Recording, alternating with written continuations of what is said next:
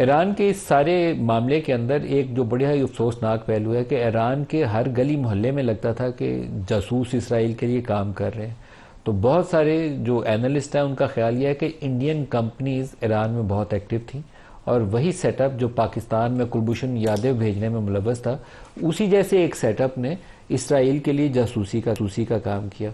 Israel के drones पूरे अंदर मूव किए गए ईरानियन सरहद के अंदर, वहाँ से उन्होंने टारगेटिंग की ईरानियन फैसिलिटीज़ की।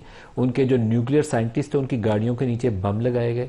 जो उनका आर्मी चीफ और या रेवोल्यूशनरी गार्ड्स का हेड है, जिस जगह मीटिंग कर रहे थे, उसको पिन पॉइंट किया गया और वहाँ से इसराइली वो ड्रोन ने आके उसको मिसाइल से हिट किया।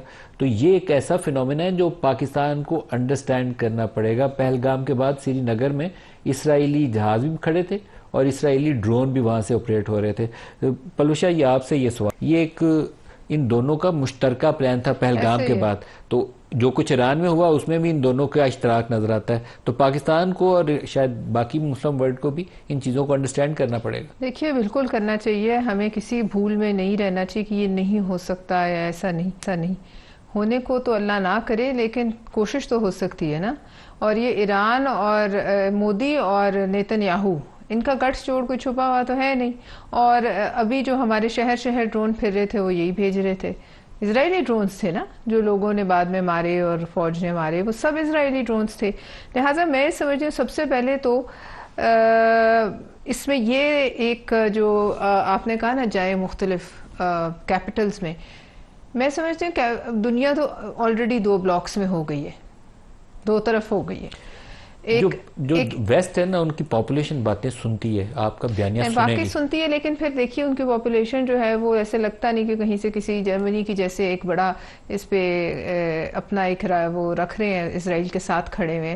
वो क्या ख्याल है आपका, उनके लोग उनको उठा के फेंक देंगे उस रजीम को? नहीं, एटलीस्ट वो लोग सड़कों पे आते हैं, अपनी आवाज बुलंद करते हैं, तो आपको अपना नुक्ता नजर पहुंचाना चाहिए। ये है, लेकिन एक बात मैं ये समझती हूँ कि हमें इस वक्त इस अमर की बड़ी ज़रूरत है कि चाहे इसमें सदर आसिफ जरदारी, चूंकि वो सुप्रीम कमांडर हैं आर्म फोर्सेस के, और जनरल आसिम जो है वो मिलकर एक नेटो की तर्ज का इस्लामी नेमुल बदल की फौज तैयार करने की कोशिश करें।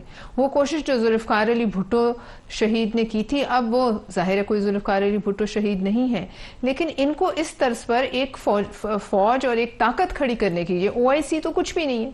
OIC तो बिल्कुल एक गैर फाल इदारा है, इसको तो वैसे ही खत्म हो जाए तो कोई फर्क नहीं पड़ता।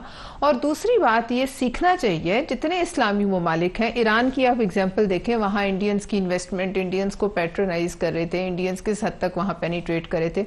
उन्होंने क्या किया, आखिर में उनकी पीठ में छुरा खोपा। जितने इस्लामी मुल्क हैं उन्हें जूते मार के इंडियंस को बाहर निकाल देना चाहिए, क्योंकि ये साबित हो चुका है कि ये वहां कोई मेहनत मजदूरी, कोई बिजनेस और इस गर्ज से नहीं जाते हैं, ये उनकी जड़ें काटने के लिए जाते हैं। और तीसरी बात ये भी साबित करने की कोशिश की जा रही है, जो मगरबी दुनिया करी है, जिसको हमें बिल्कुल खुले अल्फाज में कहना चाहिए कि अगर इजरायली बम जो है वो कबूल है इस दुनिया को, तो ईरानी बम भी कबूल होना चाहिए। अगर पाकिस्तान और ईरानी या जो भी मुसलमान मुल्क बम रखे वो इस्लामी बम है, तो वो यहूदी बम है। और दिफा जो है वो सिर्फ गोरी चमड़ी का हक नहीं है, वो आपका और हमारा भी हक है।